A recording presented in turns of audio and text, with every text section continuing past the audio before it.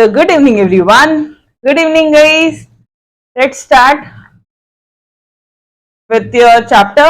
देखो issue of debentures, ये वाला पार्ट तो सिंपल सा था, क्या क्या प्रोविजन एप्लीकेबल है। ये वाला पार्ट मुझे आपको थोड़ा सा रिवाइज करवाना है कि भैया क्या क्या प्रोविजंस कंपनीज एक्ट 2013 के क्या क्या प्रोविजन है जो किसी कंपनी को फॉलो करने होते हैं। कंपनीज एक्ट 2013 बोलता है कि अगर आप डिबेंचर वगैरह इश्यू कर रहे हो ना, तो ऐसा आपको कोई वोटिंग राइट नहीं मिलेगी वो डिबेंचर होल्डर्स को। लेकिन हाँ, अगर उनके इंटरेस्ट अफेक्ट हो रहे होंगे, मतलब उनका इंटरेस्ट कम ज्यादा हो रहा होगा या जो पेमेंट है वो कम ज्यादा हो रहा होगा, तो वहां पे उनको वोटिंग राइट्स मिला दिया जाएगा। ठीक है, ऑलराइट। फिर उसके बाद में कितने टाइप्स ऑफ डिबेंचर्स होते हैं, ये सारी चीजें इन्होंने बताई कि कंपनी इशू कर सकती है debentures. Obviously special resolution pass करोगे अगर कन्वर्टेबल डिबेंचर्स इशू करोगे तो। क्यों? अरे वो बाद में जाके शेयर्स बनेंगे, तो शेयर होल्डर की मीटिंग्स में स्पेशल रिजोल्यूशन पास होगा या नहीं होगा। शेयर होल्डर की मीटिंग कौन सी होती है? General meeting. Board of directors की मीटिंग होती है बोर्ड मीटिंग। सिंपल सा कंसेप्ट है। All debentures are redeemable in nature. सारे डिबेंचर्स को रिडीम करना चाहिए। अच्छा, अब ना मैं आपको एक चीज बताती हूँ। ये प्रोविजन कंपनी एक्ट 2013 के प्रोविजन, ठीक है, कंपनीज रूल्स के प्रोविजंस, सेबी के प्रोविजन, ये सेबी के प्रोविजन है। इसमें अच्छे खासे कंफ्यूजन होता है। कौन सा पॉइंट? अच्छा, बच्चे क्या करते हैं, तो तीनों को मिला के एक जनरलाइज आंसर। ऐसा नहीं करना है। मैंने यहाँ पे दिया है कि यार इधर में बहुत सारे पॉइंट्स हैं, यहाँ पे टोटल 9 पॉइंट्स हैं, यहाँ पे 4 है और यहाँ पे सिर्फ 4 है। तो ये अब इसमें भी ना अगर आप देखोगे यहाँ पे एक भी पॉइंट कॉमन नहीं है, राइट? एक भी पॉइंट कॉमन नहीं है, तो ये पॉइंट थोड़े अलग अलग है, ये चारों पॉइंट्स, ठीक है। और यहाँ पे टोटल आपके 9 पॉइंट्स है। हाँ, ये चार को मिला के ये चारों पॉइंट्स इसके अंदर आ जाएंगे, जैसे कि आपका चार्ज क्रिएट करो असेट्स का, ठीक है, डिबेंचर ट्रस्टीज अपॉइंट करो, डीआरआर को क्रिएट करो,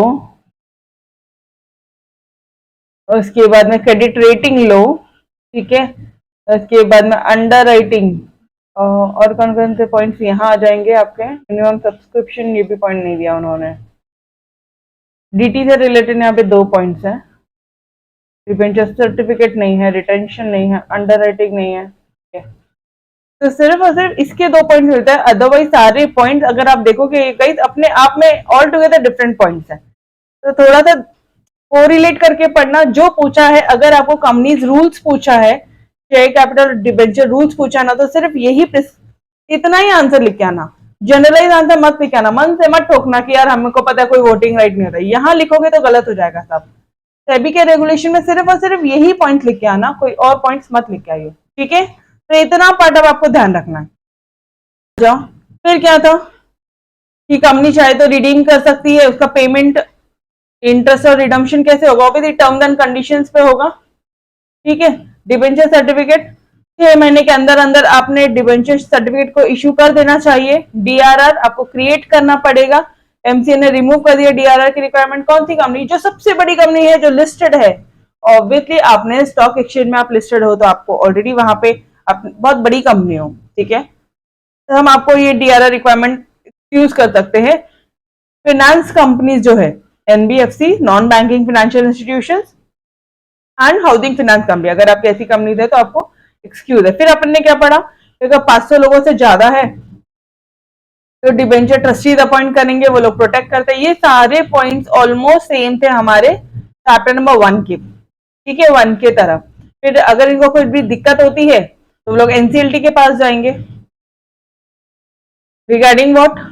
अगर प्रिंसिपल का पैसा नहीं दिया है, इंटरेस्ट का पैसा, कंपनी ने डिबेंचर होल्डर्स को उनका इंटरेस्ट का पैसा नहीं दिया, कंपनी ने डिबेंचर होल्डर्स को उनका प्रिंसिपल का पैसा नहीं दिया, तो अपन कहाँ जाएंगे? एनसीएलटी के पास जाएंगे। तो रिस्ट्रिक्शन वगैरह इंपोज करने हैं, ठीक है, वो रिस्ट्रिक्शन डाल सकता है कि भैया आप और फर्दर लाइबिलिटीज मत क्रिएट करना, एनसीएलटी। और अगर कंपनी एक भी लॉ प्रोविजन फॉलो नहीं किया तो पैसा भरना पड़ेगा या जेल जाना पड़ेगा, या तो फिर दोनों। Done everybody. अब आ जाओ आप companies share capital and debenture rules 2014 का जो कंपनी का शेयर कैपिटल और डिबेंचर का रूल्स है वहां पे आएंगे। ठीक है, फर्स्ट पॉइंट क्या हो जाएगा, टेन्योर ऑफ सिक्योर डिबेंचर्स। अब मुझे एक बार बताना, ये रूल्स कब फॉलो करते हैं अपन, थोड़ा सा आपको ये चीजें रिकॉल करनी रहेगी जो मैंने आपको रेड कलर में बताई थी यहाँ पे। कंपनीज रूल्स, ये शेयर कैपिटल और डिबेंचर रूल्स कब इशू करते हो, कब फॉलो करते हो, जब आपने सिक्योर्ड किया है डिबेंचर्स। यस एवरीबॉडी, तो ऑब्वियसली यार इसमें फर्स्ट पॉइंट सिक्योर डिबेंचर्स का होगा ही ना, टेन्योर होगा ही, सिक्योर डिबेंचर्स के टेन्योर की बात करोगे। ठीक है,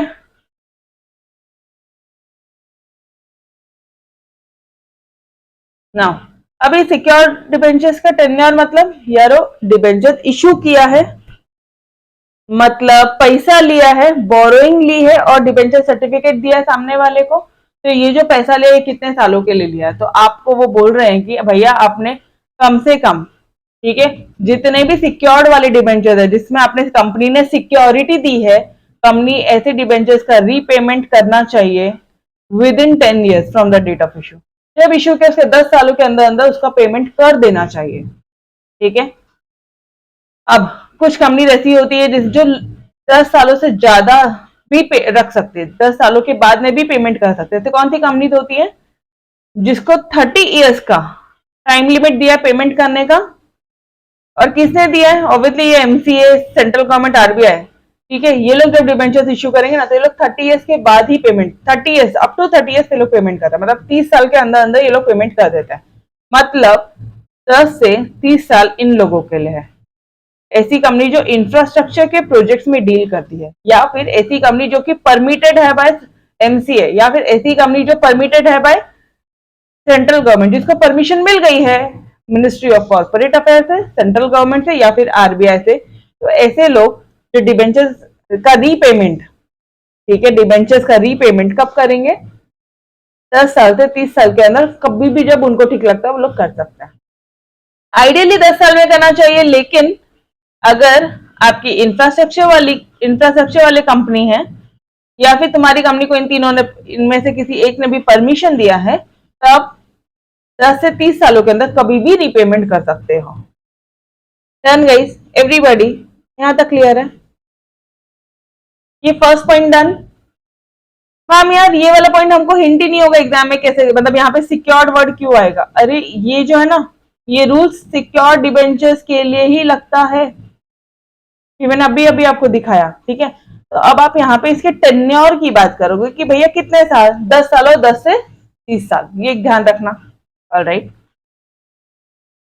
सिक्योर्ड है, थोड़ा ध्यान दे, एकदम सारी चीजें को रिलेट है। सिक्योरिटी दी है, यस, वो जो असेट आपने जिसकी सिक्योरिटी दी है उस पर चार्ज क्रिएट मत कर लेना। मतलब देखो इधर, तो चार्ज मतलब, चार्ज ऑन असेट मतलब, चार्ज मतलब क्या होता है गाइस? आपको ऑलरेडी एक घंटे पहले भी बताया, बोलो चार्ज मतलब क्या? ये एवरीबॉडी, चार्ज मतलब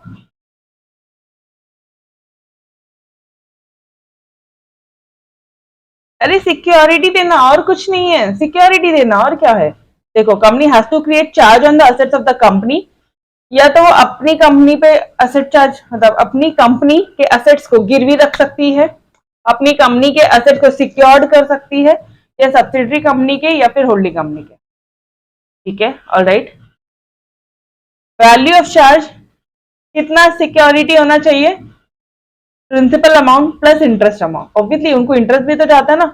10% डिबेंचर्स है, 10% डिबेंचर्स इश्यू किया है आपने, ठीक है, तो 10% एवरी ईयर इंटरेस्ट जाता है, तो 10 साल, मान लो ये 100 करोड़ रुपए प्लस 10% का इंटरेस्ट, मतलब हर साल 1 करोड़ रुपए। लेट्स से आपने 10 सालों के लिए, तो ये हो जाएगा इंटू 10, मतलब ये हो जाएगा 10 करोड़ इंटरेस्ट का अमाउंट हो जाएगा कोई 10 करोड़, और ओरिजिनल अमाउंट डिबेंचर जो इश्यू किया है वो 100 करोड़ का है, तो आपको टोटल सिक्योरिटी 110 करोड़ की इश्यू देनी है। Value of charge should be adequate to cover entire value of debentures issued. हमने डिबेंचर 100 करोड़ के इश्यू किए और इंटरेस्ट पेमेंट करना है हमें 10 करोड़ का। तो वैल्यू ऑफ चार्ज हो जाएगा आपका 110 करोड़। क्या ये कंसेप्ट क्लियर है सभी को? Yes guys, is this concept clear? कितने का सिक्योरिटी देना है? सिर्फ प्रिंसिपल अमाउंट का क्या? नहीं ना बाबा, इंटरेस्ट का भी देना होगा ना, कॉमन सेंस है ना। इंटरेस्ट अमाउंट भी तो बहुत बड़ा अमाउंट क्रिएट हो जाता है। डन? यस, पक्का।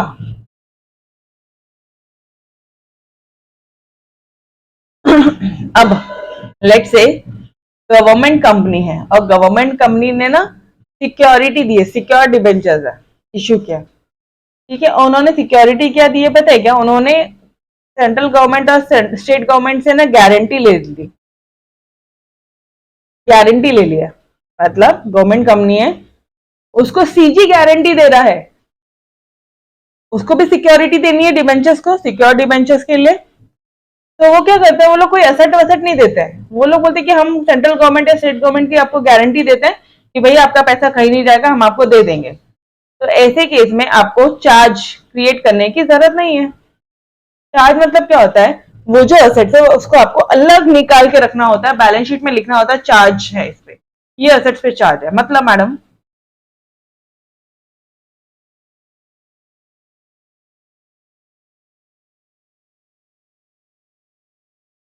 लेट से यहाँ पे कोई मशीनरी है, ठीक है, लेट से मशीनरी, या मशीनरी भी मतलब बिल्डिंग,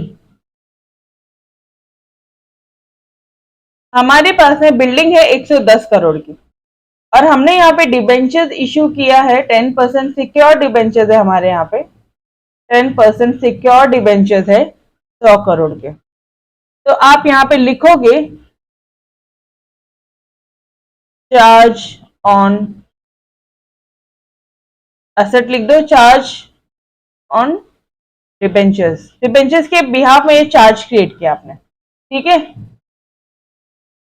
तो अब मुझे बताना यहाँ पे आपको हिंट करना पड़ेगा कि भैया ये जो एसेट है ना, इससे हमने चार्ज क्रिएट किया है। अब क्या होगा, इससे फर्क क्या पड़ेगा? जो भी कंपनी मतलब बैलेंस शीट जितने भी लोग देखेंगे तो ये देखेंगे कि यार चल 100 करोड़ देना है, कंपनी अपन को अगले 10 साल बाद में 100 करोड़ रुपए देने वाली है।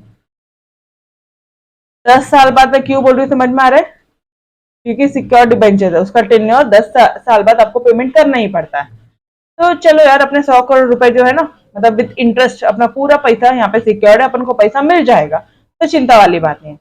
और जो विदाउट डिबेंचर होल्डर है, डिबेंचर होल्डर्स के अलावा जो जनरल पब्लिक है, वो लोग भी, उनको भी समझ में आता है अच्छा ओके, मतलब कंपनी ने चार्ज वार्ज क्रिएट किया, ये बिल्डिंग अब वो बेच नहीं सकती है अगले 10 सालों तक, ये बिल्डिंग कंपनी बेच नहीं सकती है अगले 10 सालों तक। Done everybody? आई होप आपको कंसेप्ट समझ में आ रहा है। अब अगर मान लो बैलेंस शीट में यहाँ पे ऐसा कुछ नेक्स्ट टाइम बिल्डिंग की वैल्यू कम हुई, नहीं कर सकते, आप कुछ भी नहीं कर सकते हो, इसको बिल्कुल छेड़ ही नहीं सकते ये पॉइंट को, ठीक है। ओके, तो चलो यार आ जाओ, एक बार क्या क्या चीजें पढ़ी आपने। सबसे पहले टेन्योर पढ़ा, एक ऊपर बोलते हो 10 साल का, और कुछ कंपनीज ऐसी हैं अगर वो इंफ्रास्ट्रक्चर में है या फिर उनको आरबीआई, सेंट्रल गवर्नमेंट या एमसीए, इनका अगर परमिशन मिल गया तो आपका जो टेन्योर है वो 10 से 30 साल भी हो सकता है। Done, first point done. Charge create करना पड़ेगा, अपनी खुद की कंपनी पे कर लो या सब्सिडरी कंपनी पे कर लो या होल्डिंग कंपनी पे कर लो, जैसा भी आपको ठीक लगे। देखो, खुद की कंपनी पे कर लो या अपनी सब्सिडरी कंपनी पे कर लो या फिर अपनी होल्डिंग कंपनी जो अपन को होल्ड करती है उस पे क्रिएट कर लो, कोई दिक्कत नहीं है, ठीक है। वैल्यू ऑफ चार्ज कितना होना चाहिए? जितने का आपने डिबेंचर इशू किया प्लस इंटरेस्ट भी यहाँ पे कवर करना चाहिए। लेकिन हाँ, अगर तुम्हारी गवर्नमेंट कंपनी है और अगर गवर्नमेंट कंपनी गारंटी दे रही है, सेंट्रल गवर्नमेंट की गारंटी दे रही है कि भैया आपको आपका पैसा मिल जाएगा डिबेंचर होल्डर, आप चिंता ना करो, हम असेट्स नहीं यहाँ पे गिरवी नहीं रख रहे, हम असेट्स पे चार्ज क्रिएट नहीं कर रहे हैं, हम यहाँ पे आपको सेंट्रल गवर्नमेंट की गारंटी देते हैं या स्टेट गवर्नमेंट की गारंटी देते हैं। तो अब मुझे बताना, क्या कोई असेट से दिया है? क्या नहीं दिया? तो क्या कोई चार्ज क्रिएट करना पड़ेगा क्या उनको उनके एसेट्स पे? नहीं, सिंपल सा कॉमन सेंस है, जैसा नो। जब गवर्नमेंट की गारंटी दी है तो चार्ज क्यों क्रिएट करोगे एसेट्स पे? डन एवरीबॉडी, क्लियर है सेकेंड पॉइंट? हाँ, तो अब ये दो पॉइंट तो इंटर रिलेटेड है कि भैया या सिक्योर डिबेंचर्स आएंगे, ये जो रूल्स है कंपनी का, जो रूल्स है 2014 का share capital and debenture rule, इसमें सिक्योर डिबेंचर्स आएंगे। फर्स्ट पॉइंट तो अपन को पता है। फर्स्ट पॉइंट है उसकी टेन्योर 10 साल और 10 से 30 साल के बारे में बात करनी है। ये जो सिक्योर्ड है, ठीक है, ये जो सिक्योर डिबेंचर है, यहाँ पे आपने कुछ असेट्स को अलग निकाल के रखा है, इस पे चार्ज क्रिएट किया है, गिरवी रखा है, ये वाला पॉइंट ये हो गया। अगर कंपनी ने कुछ भी गड़बड़ करी तो डिबेंचर ट्रस्टी अपॉइंट नहीं करोगे।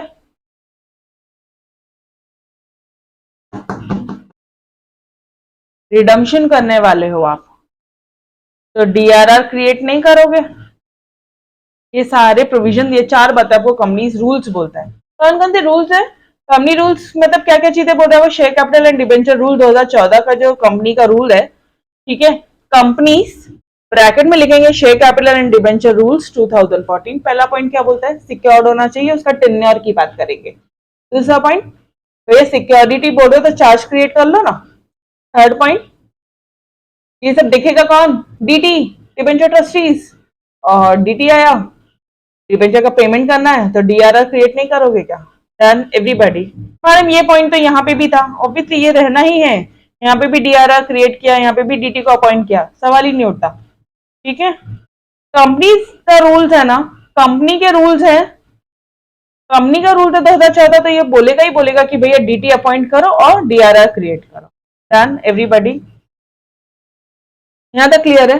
लेकिन अगर, अब थोड़ा ध्यान देना, लेकिन अगर सेबी का रूल है, सेबी का रूल है,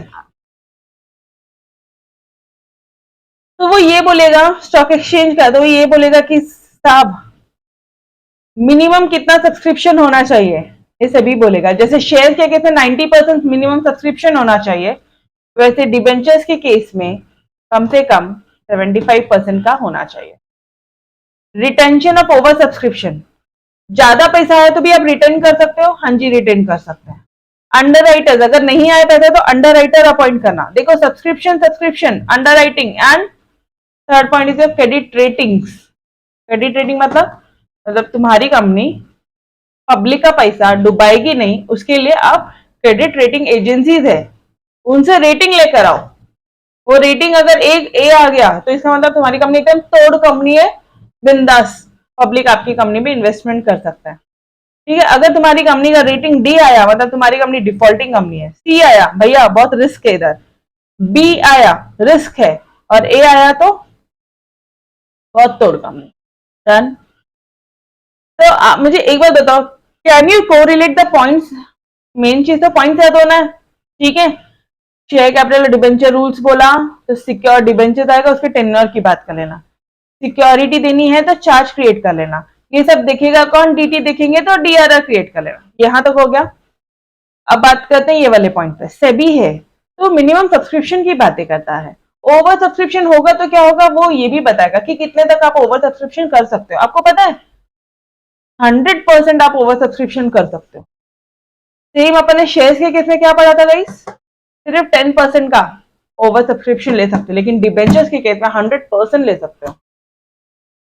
क्या मतलब? लोग आपको उधारी देने के लिए तैयार है तो लो ना। डन। अगर सब्सक्रिप्शन नहीं हुआ तो, मिनिमम सब्सक्रिप्शन नहीं हुआ बॉस, तो अंडर राइटर अपॉइंट कर देना।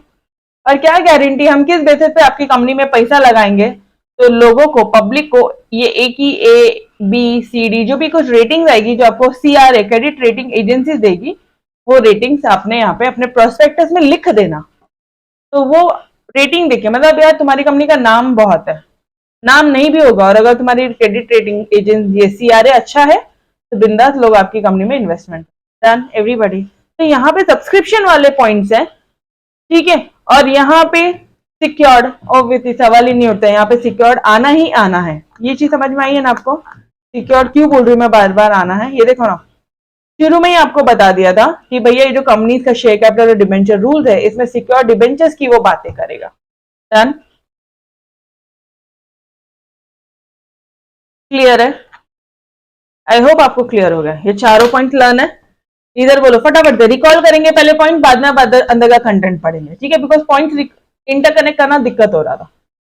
Company share capital and debenture rules 2014 क्या बोलता है बोलो madam? Tenure of secure debenture. Security की बात करी तो चार्ज क्रिएट कर लो ना, कौन करेगा? डीटी अपॉइंट कर लो ना, डीटी अपॉइंट कर दो, डीआरआर क्रिएट कर लो ना, डन एवरीबॉडी। तो यहाँ तक क्लियर। अब इधर आ जाओ, सेबी के रेगुलेशन बताओ मुझे, सेबी क्या क्या प्रोविजन बोलता है? कम से कम इतना सब्सक्रिप्शन आना चाहिए, नहीं आया तो इसका मतलब तुम्हारी मार्केट में उतरने की लायक ही नहीं है, औकात नहीं है, बाजू हटो। समझ में आ रहा है? मिनिमम सब्सक्रिप्शन होना चाहिए, इतना कम से कम सब्सक्रिप्शन होना चाहिए, what ever may be the percentage. Share के केस में 90% था, यहाँ पे 75% है, तो इतना मिनिमम सब्सक्रिप्शन आना चाहिए। नहीं आया तो अंडर राइटर अपॉइंट कर लो ना, ठीक है, क्रेडिट रेटिंग ले लो ना, और ओवर सब्सक्रिप्शन है तो वो भी ले सकते हो आप, 100% का ओवर सब्सक्रिप्शन ले सकते हो। Done everybody. 2 पॉइंट सब्सक्रिप्शन से रिलेटेड है। तीसरा अंडर राइटिंग के केस है, अगर मिनिमम सब्सक्रिप्शन नहीं आया तो under writers and credit rating. Done everybody, learn हुआ? चलो जी, अब आ जाओ। अब आपको बहुत इजी जाना है पूरा चैप्टर, मेन पॉइंट यही था, ठीक है। ऑलराइट, तो अब यार ये दोनों काम अब देखने के लिए, ये सब देखने के लिए हमने क्या किया है? टेन्योर 10 and 10 to 30 years, यहाँ पे टेन्योर डिसाइड कर लिया, चार्ज क्रिएट कर लिया। गवर्नमेंट कंपनी है तो चार्ज क्रिएट करने की जरूरत नहीं है, क्यों? क्योंकि उन्होंने गारंटी दे दिया है, ठीक है। डिबेंचर ट्रस्टीज अपॉइंट करना है, ओके। अब यहाँ पे ना आपको कुछ चीजें बताऊंगी मैं यहाँ पे। बिफोर इशूइंग प्रोस्पेक्टस और offer letter, company has to appoint DT. Company को डिबेंचर ट्रस्टी अपॉइंट करना ही पड़ेगा प्रोस्पेक्टस इशू करने से पहले, okay. Company also has to execute. अब डीटी अपॉइंट क्या है? तो डिबेंचर ट्रस्ट डीड, उनके बीच में आपस में कंपनी और डीटी के बीच में अग्रीमेंट होगा।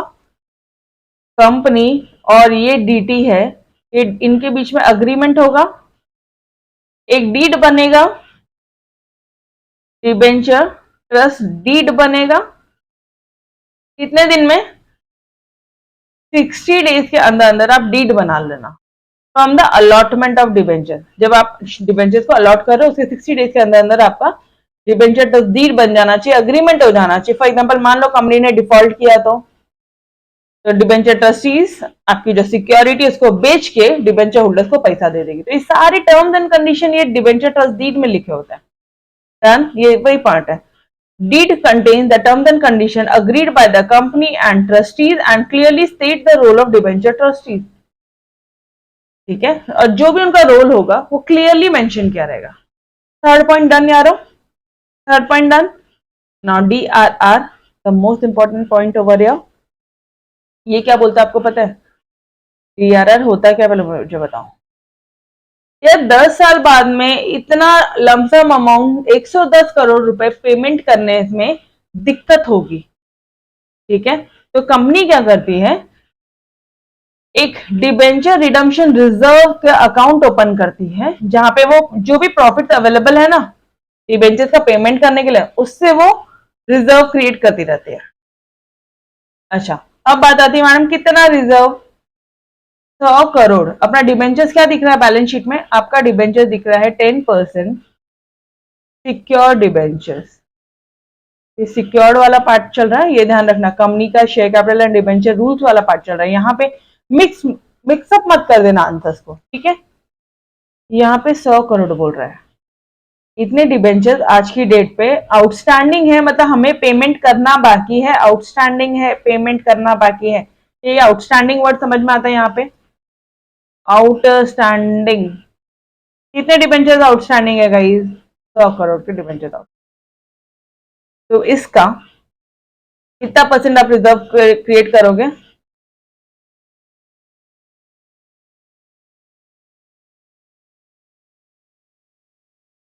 आप इसका डिबेंचर रिडम्पशन रिजर्व का 25% हमेशा मेंटेन करोगे, मतलब 25 करोड़ आप डीआरआर में हमेशा मिनिमम इतना तो भी मेंटेन करोगे। मैडम 25% से ज्यादा, अरे मोस्ट वेलकम, ठीक है। 75 करोड़ बिंदास, लेकिन मिनिमम कितना परसेंटेज मेंटेन करोगे? मिनिमम 25% आपको मेंटेन करना ही होगा।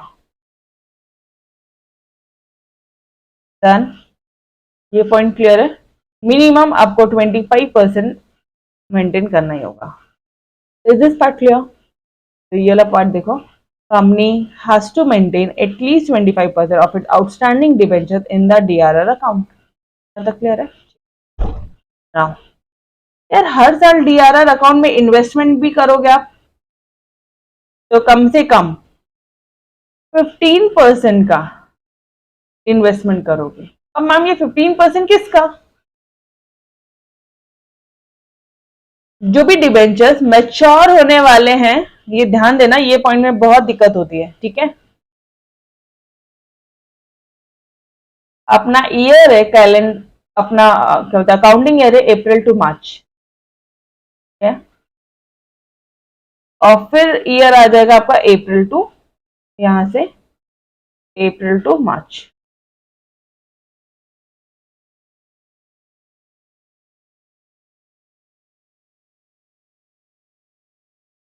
ठीक है, तो आप आज यहां पे कितना पेमेंट करोगे? ये 30 अप्रैल तक साल शुरू होने जब साल शुरू हो रहा है आपका अप्रैल मंथ में, 1 अप्रैल साल शुरू हो रहा है, तो 30 अप्रैल के अंदर मतलब साल के शुरुआत में ही आप पेमेंट कर दो। कितना पेमेंट करोगे? 15%। किसका? जो डिबेंचर्स यहाँ पे मैच्योर हो रहे हैं ना, उसका। जो डिबेंचर्स यहाँ पे मैच्योर होने वाले, मतलब जो डिबेंचर्स का पेमेंट हमें ये मार्च मंथ में करना है, लेट से 2021, ठीक है, मार्च 21 पे पेमेंट करना है, 31 मार्च 21 में जिसका पेमेंट करना है, तो मुझे फालतू कंफ्यूजन होगा अदरवाइज आपको। 31 मार्च 21 को जिसका पेमेंट करना है, उसका 15% आप एवरी ईयर आपको डिपॉजिट करना है। जो भी डिबेंचर मैच्योर होंगे उसका 15%, देखो 25% तो है ही यहाँ पे, और एवरी ईयर 15% डिपॉजिट करते जाओगे, ठीक है मैडम। अब वापस आ गए यहाँ पे अप्रैल, ये तो मार्च था, 31 मार्च बोला तो अगले दिन 1 अप्रैल ही आने वाला है। यहाँ पे ये 1 अप्रैल है, 30 दिन जाएगा, 30 अप्रैल को वापस से, 30 अप्रैल 21 को वापस से आप कितना पैसा पेमेंट करोगे? 15%। किसका? 31 मार्च 2022 में जितना डिबेंचर्स मैच्योर हो रहा है, मतलब जितना डिबेंचर्स को रिडीम करना है, मतलब जितना डिबेंचर्स का पेमेंट करना है, उसका 15% आप यहाँ पे 30 अप्रैल को वापस से डिपॉजिट करोगे। बस ये सिलसिला चलता रहेगा, ये 15% डीआरआर अकाउंट में, ये 15% डीआरआर अकाउंट में। Done everybody? ये कंसेप्ट क्लियर है? मैं बताती हूँ, नोट्स में बताती हूँ सारी चीजें, बट क्या ये कंसेप्ट क्लियर है? पहला पॉइंट क्या बोलता है मैडम, ये 25% वाला कहाँ दिया, ये बताओगे पहले? आ जाओ। Company has to maintain at least 25% of its outstanding debenture in the DRR account. Done everybody?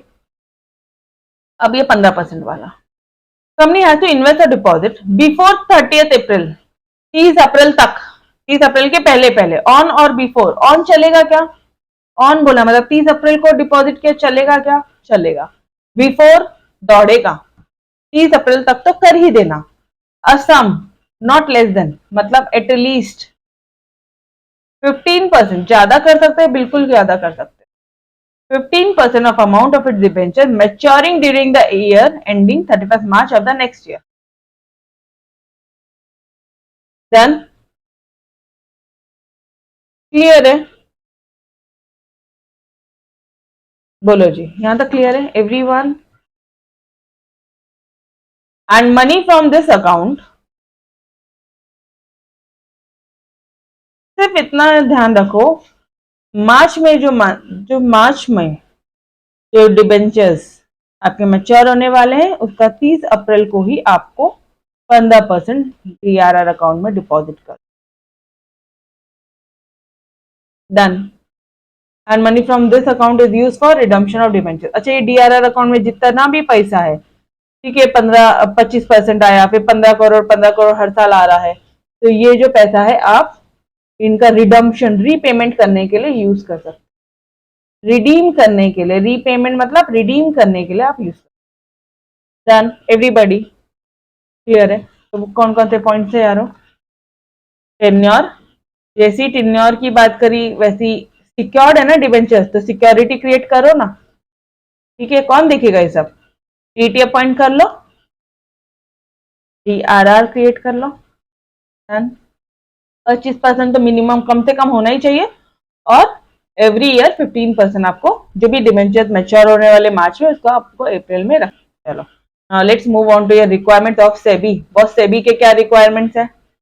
SEBI securities exchange board of India, हाँ जी, वो बोलता है कि भैया मिनिमम सब्सक्रिप्शन जो है वो कलेक्ट होना चाहिए, to be collected by the company. Minimum subscription कम से कम कलेक्ट होना चाहिए, कितना परसेंट का? 75%, दैट इज 100 करोड़। जितना भी तुम इश्यू करो उसका 75%, ठीक है, एंड दैट इज 100 करोड़ आपने कम से कम मिनिमम सब्सक्रिप्शन ये करना है, कलेक्ट करना है। मैडम नहीं मिला तो नहीं मिला तो बाद में देखेंगे। मान लो जैसे ये मिनिमम सब्सक्रिप्शन नहीं मिलता है, 100 करोड़ रुपए नहीं मिले, इज नॉट रिसीव्ड, तो पूरा का पूरा पैसा 12 दिन के अंदर अंदर दे देना।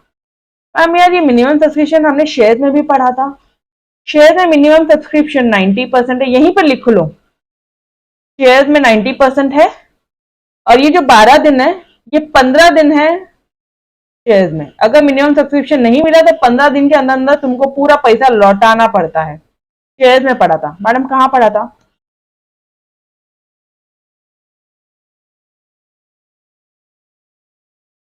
रुको अभी के अभी बता देती हूँ ताकि आपको कंफ्यूजन नहीं होगा इस टॉपिक पे।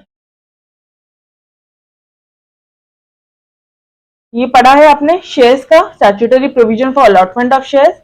वहां पे मिनिमम सब्सक्रिप्शन में बोला था कि भैया 90% जो है मिनिमम सब्सक्रिप्शन, कम से कम 90% पैसा आ जाना चाहिए, इतना पैसा आपने कलेक्ट करना चाहिए।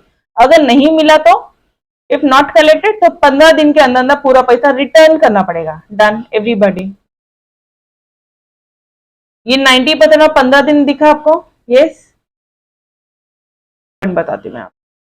जो ओवर सब्सक्रिप्शन होगा, इट हाउएवर कंपनी दैट 2013 में permit to allot 10% of the net offer, मतलब जो ओवर सब्सक्रिप्शन है वो 10% का अपन परमिट कर सकते हैं, कर सकते हैं। ये 3.9 में शेयर्स का 3.9 में, और यहाँ पे 75% होना चाहिए, और 12 दिन के अंदर अंदर अगर मिनिमम सब्सक्रिप्शन नहीं आया तो भैया 12 दिन के अंदर अंदर अपन को रिटर्न करना। इसको रेड कलर से लिख लेना, नोट्स में आपको प्योर चीजें हाईलाइट होनी चाहिए, ठीक है, एग्जाम मोमेंट पे यही रिवाइज करना और कुछ नहीं। रिटेंशन ओवर सब्सक्रिप्शन 10%, पेज 3.9 में 10% बोला शेयर्स के केस में, और यहाँ पे maximum 100% of the base issue size, या फिर अगर आपने प्रोस्पेक्टस में बोला है कि थोड़ा लोअर परसेंटेज भी बोला है, या लेटर ऑफ ऑफर या ऑफर लेटर में थोड़ा लोअर परसेंटेज बोला है तो भी चलेगा, कोई दिक्कत नहीं।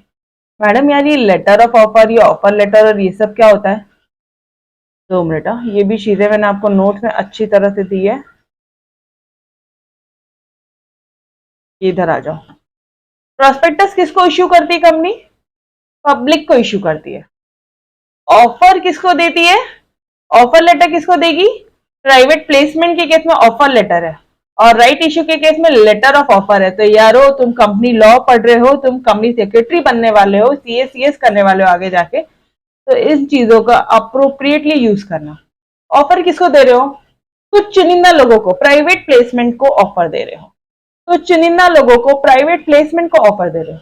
And later of offer right issue, prospectus से पब्लिक इश्यूज का तो कोई डाउट ही नहीं है।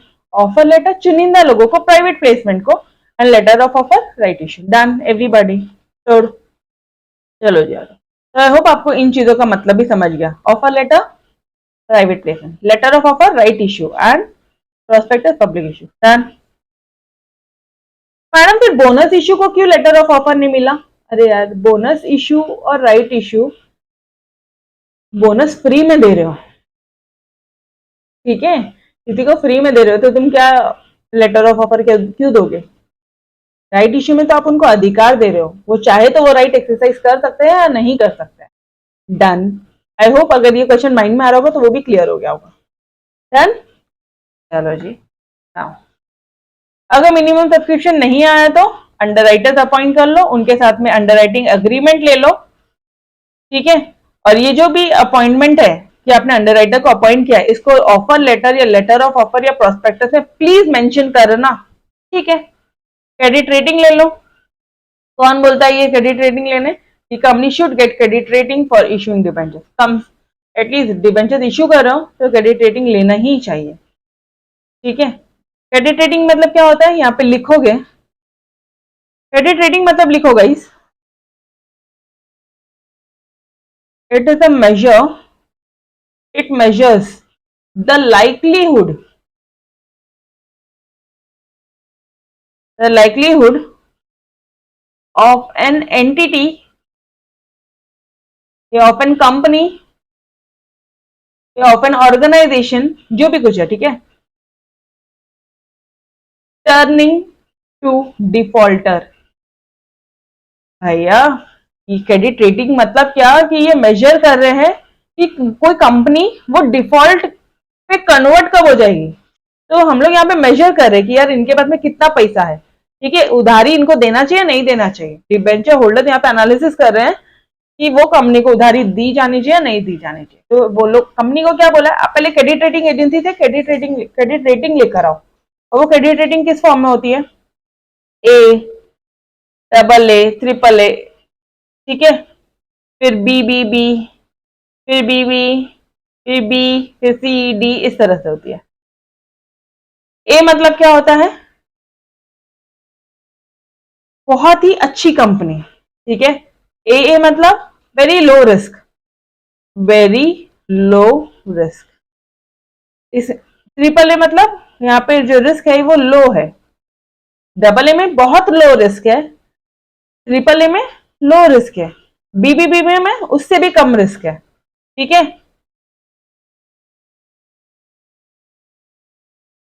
फिर इसमें मतलब आप देखोगे तो सबसे अच्छी कंपनी ये है, फिर रिस्क बढ़ती जाएगी, फिर रिस्क बढ़ गई है, फिर रिस्क बढ़ गई है, रिस्क बढ़ गई है।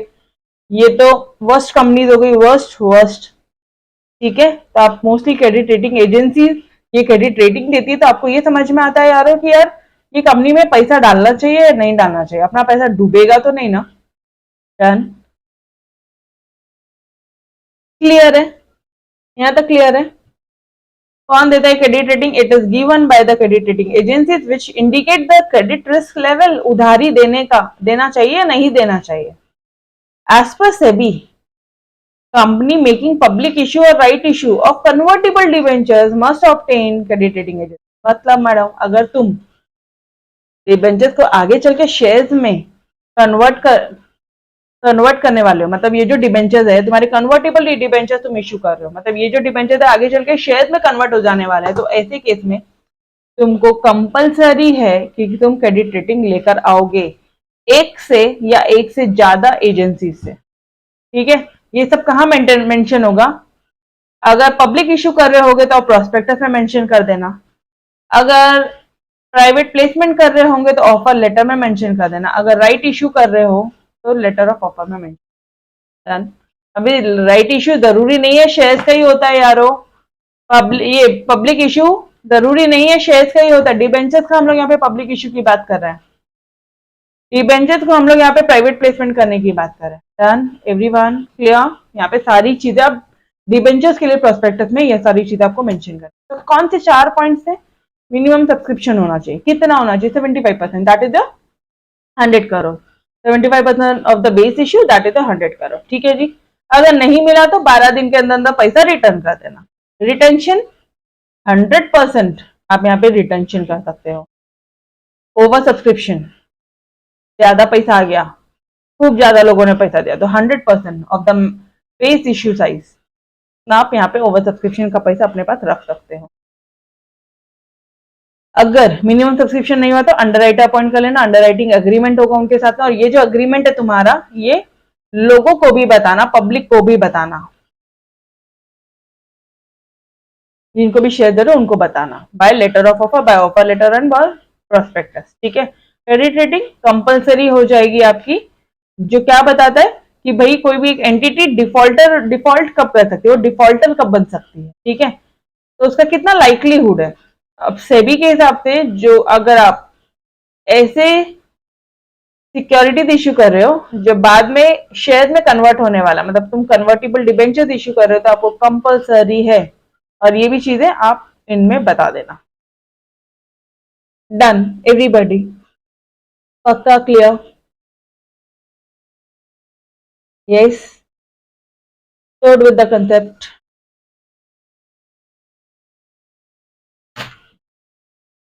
डन, चलो आ जाओ। अब एक पॉइंट और कर लेते हैं। अभी ये वाला पॉइंट अपन कल करेंगे, इसको अच्छे से मुझे आपको लर्न करवाना है।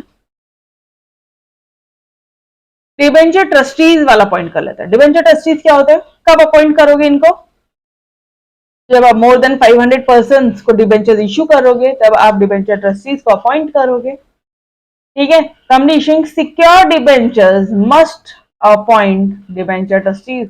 सिक्योर डिबेंचर्स बोला तो कंपनी का share capital and debenture rules 2014। Yes everyone, clear? क्या पर्पस होता है उनका, ताकि वो डिबेंचर होल्डर्स के इंटरेस्ट को प्रोटेक्ट करे। ये क्या, DH debenture holders, S holders. क्या होता है इनके पास में, इनके पास में असेट्स का कस्टडियन होते हैं। कंपनी के जितने भी एसेट्स है ना वो इनकी कस्टडी में होते हैं। वो जो बिल्डिंग है थी ना, वो बिल्डिंग इनकी कस्टडी में रहेगा, whether it is a movable और इमूवेबल प्रॉपर्टी। अपना बिल्डिंग क्या था, इमूवेबल प्रॉपर्टी है। और वो असेट किसके हो सकते हैं, तुम्हारी कंपनी के, तुम्हारी नीचे सब्सिडरी के, तुम्हारी होल्डिंग कंपनी, सबके असेट डिबेंचर ट्रस्टीज के पास में रहेंगे। अच्छा, सारे असेट नहीं है, जो असेट को आपने सिक्योरिटी दी है ना, जिस असेट पे चार्ज क्रिएट किया है, वो असेट इनके पास में रहेंगे। Charge is created in favour of debenture trustees. Madam debenture होल्डर्स के फेवर में रखना नहीं, डिबेंचर ट्रस्टीज को, ताकि डिबेंचर ट्रस्टीज वो प्रॉपर्टी को सेल कर दे और डिबेंचर होल्डर्स को पैसा दे दे। ठीक है, ये जो ट्रस्टी तो कौन बन जाते हैं, ये कस्टडियन बन जाते हैं of the assets on which charge has been created. वो बिल्डिंग, सिर्फ और सिर्फ बिल्डिंग डिबेंचर ट्रस्टीज के पास में आ जाएगी। डन। पीरियड ऑफ अपॉइंटमेंट, कब अपॉइंट करना है भैया, 60 दिन के अंदर अंदर from the date of allotment. 60 days के अंदर अंदर इनको अपॉइंट भी कर लेना और 60 डेज के अंदर अंदर इनको डिबेंचर का सर्टिफिकेट भी इश्यू कर देना। शेयर्स के केस में 6 महीना है, 2 महीना, सॉरी यहाँ पे 6 महीना है। यहाँ पे होगा ये वाला पॉइंट, मैं आपको बताने वाली हूँ, डोंट वरी। 60 डेज के अंदर अंदर आप डिबेंचर ट्रस्टी का अपॉइंट कर लेना। ठीक है, उनका रिटर्न कंसेंट ले लेना कि वो डिबेंचर ट्रस्टीज के तहत एक्ट कर रहे अपनी कंपनी के लिए, और ये सारी चीजें आप मेंशन कर देना, उनका जो नाम है अपने प्रोस्पेक्टस में।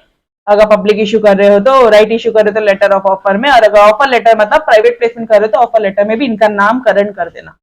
डन एवरीबॉडी, क्लियर है? ये इजी वाले पॉइंट्स थे। ठीक है, तो चलो जी आ जाओ एक बार वापस से। अगर मोर देन 500 पर्सन्स को अगर आप डिबेंचर इश्यू कर रहे हो तो कौन अपॉइंट करना है, डिबेंचर ट्रस्टीज अपॉइंट करना।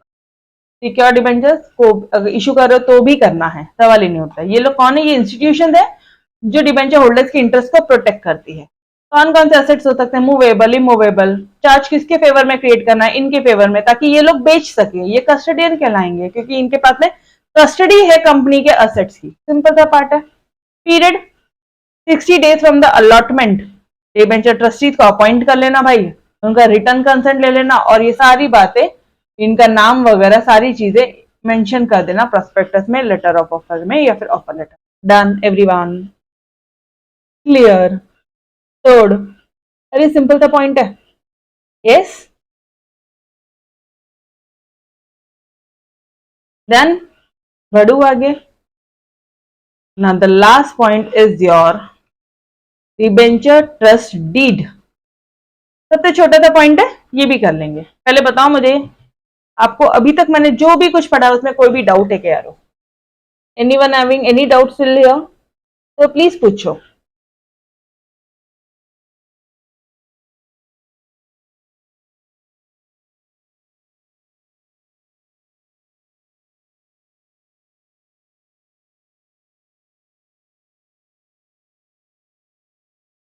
ओके डियर, नो डाउट्स, ठीक है जी।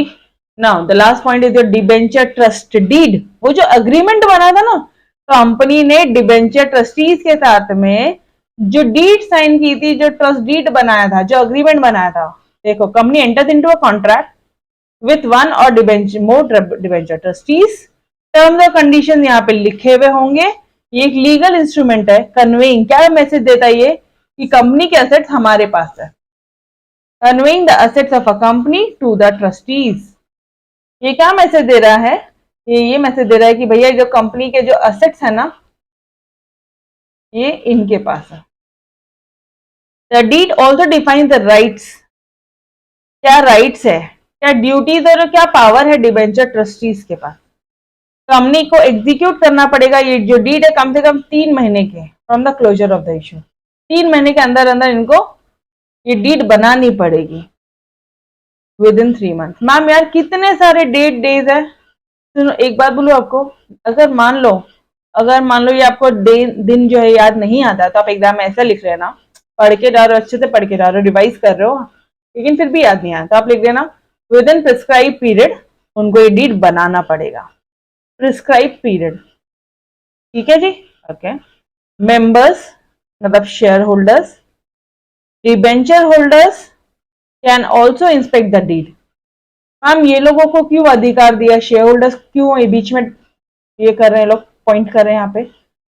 मान लो आपने डिबेंचर्स जो इश्यू किया है, वो ऐसा डिबेंचर्स इश्यू किया है जो कन्वर्टिबल है, जो आगे चल के शेयर्स में बनने वाले हैं, तो मुझे बताओ क्या तुमको शेयर होल्डर्स को अधिकार नहीं दोगे ये डीड देखने का? बोलो ना, दोगे?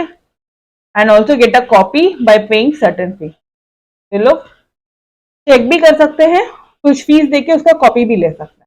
डन। तो गाइस क्या होता है, डीड क्या होता है? सिर्फ और सिर्फ एक कॉन्ट्रैक्ट है जहां पे सारे टर्म्स एंड कंडीशन लिखे जाएंगे, रिटर्न में होना चाहिए, लीगल इंस्ट्रूमेंट है भैया की जो असेट्स है वो डीटी के कस्टडी में है, राइट्स ड्यूटीज पावर्स 3 महीने के अंदर अंदर बन जाना चाहिए, और इन सब को अधिकार है कि वो लोग इंस्पेक्ट कर सकते हैं, ये डीड को इंस्पेक्ट कर सकते हैं। Done everybody. तो गाइस ये चैप्टर फिनिश होने में अब से एक ही पॉइंट बचा है, the procedure for debentures, procedure for issue of debentures, बस। और ये कल चैप्टर के अपन दी एंड कर लेंगे, ठीक है। तो bye bye everyone, take care, खुदा हाफिज, बाय बाय। इसके आगे का अपन कल करते हैं, ठीक है, चलो बाय बाय।